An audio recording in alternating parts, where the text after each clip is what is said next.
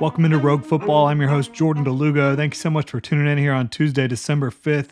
Right now, we are talking about the top offensive tackles in the 2024 NFL draft class. Haven't been able to put out a ton of content lately. Been raising our newborn, but we got him in daycare, so I will be able to get out more content here on the channel, Rogue Football.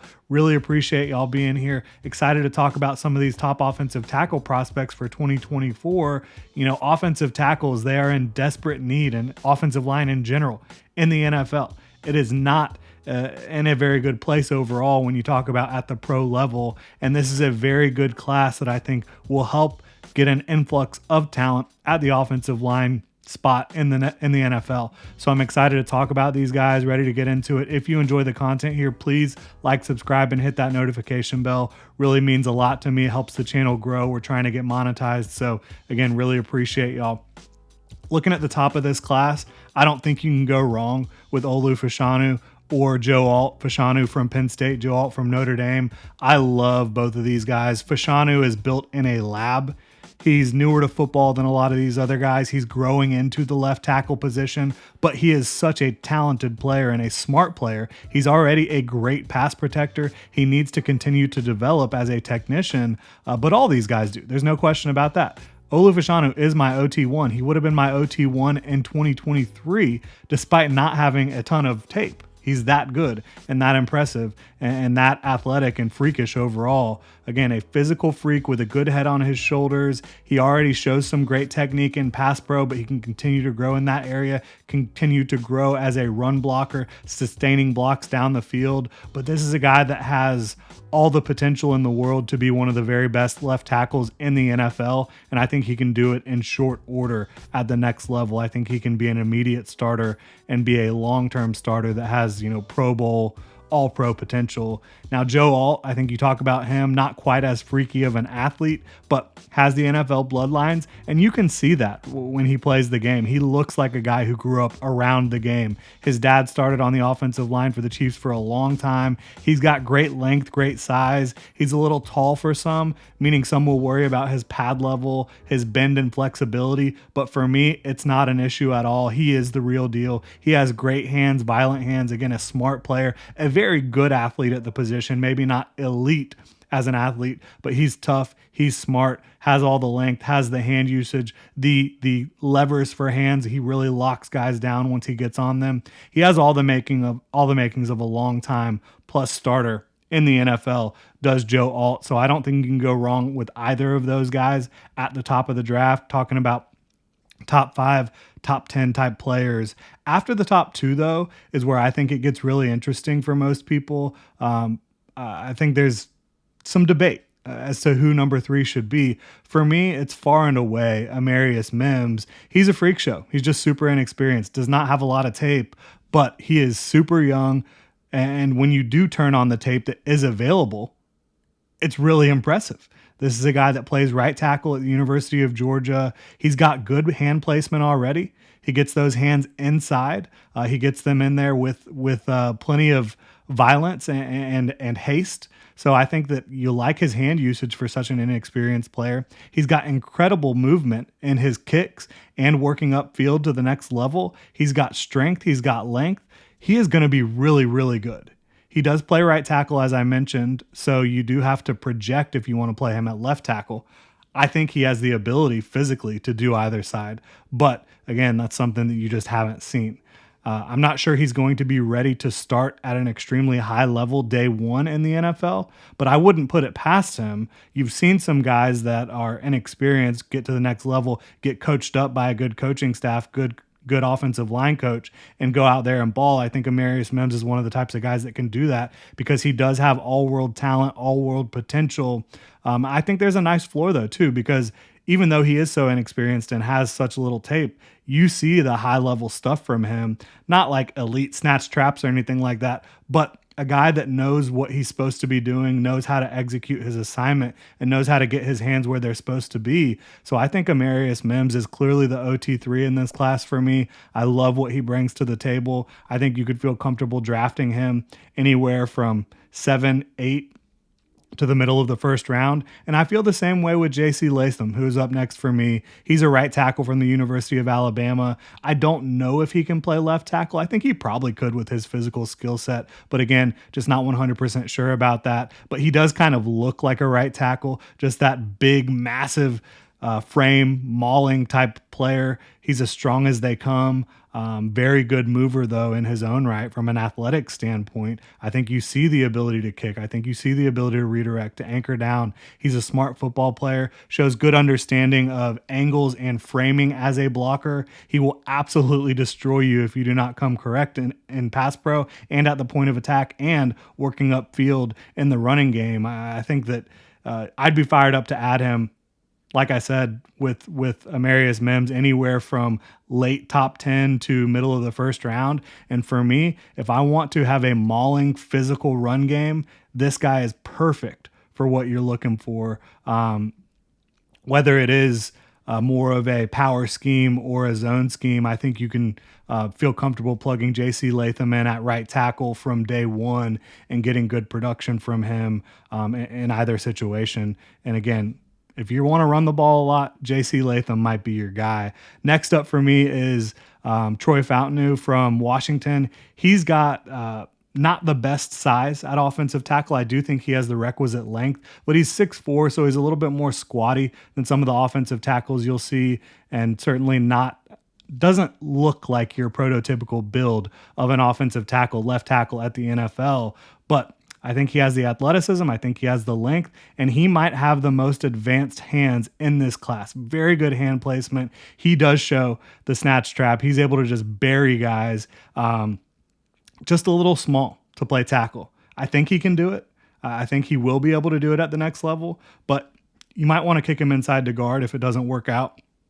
With him at left tackle, I think he'll be able to play guard for you. But for me, you draft him in a pass-first offense and an offense where you want to get your offensive line out in space and moving. He's very good in space. He's a very smart player, very athletic, and again, the great hands he brings to the table. There are some reps where you kind of scratch your head and wonder what happened when he goes up against some of the better pass rushers in college football, talking about some of those guys from UCLA. But for every one of those head scratching type plays, you see 3, 4, 5 maybe plays where it's just teach tape. It's perfect. It's like, well, that's exactly what we need. So I think Troy Fountainu is a first round prospect as well. Just not 100% sure he's going to be able to be an elite tackle, but I do think if you're a pass first offense, an offense that wants to get their players out on the move, I think that Troy Fountainu makes a ton of sense for you. And then I've got Talise Fuaga, my final first round grade at tackle, another player who might be a guard at the next level. He's a massive human, kind of like J.C. Latham, has played right tackle. He's a mauler. He's really, really good in the run game. I think he can play right tackle at the NFL level. That's where I would try him out at first. But I don't think that if it doesn't work out at right tackle, then you're just screwed by the pick, because I do think he can kick inside and be a mauler there. The reason I wonder if he can play right tackle or have a little bit of a question in my head is there are times where I think he can be overwhelmed a little bit by really good athletes at edge. But I do think he will be dominant in the run game. There's no doubt about that. You just wonder, will he be quick enough to redirect at times to really hang with some of the best edge rushers in the NFL on the right side. And those are my first rounders, right? Fuaga and Fountainu, they're at the back of the first round for me because I do have a little bit of a question about whether they can play tackle or not at the highest level in the NFL. But there's no question for me that at some point in their career early on, they are going to be one of your best 5 offensive linemen. You're going to want to have them on the field, whether that's at tackle or guard. So up next for me after those guys, this is the start of the second round for me. Jordan Morgan, he's a left tackle, really, really good player. He's been excellent for Arizona. Coming off of an ACL, he's really kind of just not skipped a beat for them in 2023. A very good athlete, excellent power, very good anchor, all the stuff you want to see physically. Hand placement, though, it's spotty. Sometimes the punches are late. Sometimes they are not well timed. Sometimes the placement is just way too far outside. You want to be high and tight inside with the hand placement, with the punches. And at times it's just not there. And that allows defenders to get into his chest. And while that hasn't really been punished, that issue hasn't been punished that much at the college level, there are NFL players who will absolutely obliterate you if you're giving up your chest consistently. And I think you see that a little bit too much from Jordan Morgan, but that is correctable. Like, that is not an issue that you cannot coach. Like, you can absolutely coach that and get that in a much better place. And there are examples on tape of him showing good hand placement and good punch timing. So I think that it's there for Jordan Morgan. You just got to get it more consistently. He has the potential to be one of the very best tackles in this class. Just got to clean that up. And I would not be surprised if he goes in the first round thanks to his physical abilities and the examples on tape of good technique with his hands. But for me, it's just a little bit too inconsistent. Patrick Paul behind him for me. He's sloppy with his feet, sloppy with his hands, but he has dominated at Houston thanks to his physical ability. Very impressive overall athlete and just a guy with great size and length, but there's just so much to clean up. If you want to take him in the second, I kind of get it. But for me, there's guys I'd feel more comfortable with. I'd be happy landing Patrick Paul third, maybe fourth round, and be really excited about him as a project. And I feel the same way about Tyler Guyton from Oklahoma, who I've seen some peg as a first rounder, way too raw for me. I think you can get fired up about him late day 2, early day 3. But for me, if you're talking about early day 2, mid day 2, there's going to be players on the board that I'm going to feel more comfortable with. One of those guys is Kingsley Suamatia, who I think does have some rawness, has some absolutely incredible tape, and also has some head-scratching tape. He might be the best athlete in the class, though. He is really incredible. And a guy who I think if you draft him in the second round and you have a good offensive line coach, like talking about Philadelphia, Cleveland, even Jacksonville, different teams that have good offensive line coaches, offensive tackle coaches, he will end up kicking some ass early. The wrong landing spot, it could take him a while to develop, but I think this guy has all the potential in the world. And I feel a little bit better about his consistency than a Tyler Guyton or a Patrick Paul from Houston. And the last guy I wanted to touch on here is a guy who plays left tackle at Duke, Graham Barton. But to me, he is so clearly an interior player at the next level. I really think he's a center. I do think he can play guard as well. He played center a little bit during his freshman year at Duke, but I think he could be an all-world center, a great center in the NFL. Very athletic, uber aggressive in the running game, really good with just his balance, his ability to work to the second level and get hands on guys, get the good hand placement, and just drive them off the screen. Really impressive player. Should be better in pass pro inside, where his length shouldn't be as much of an issue.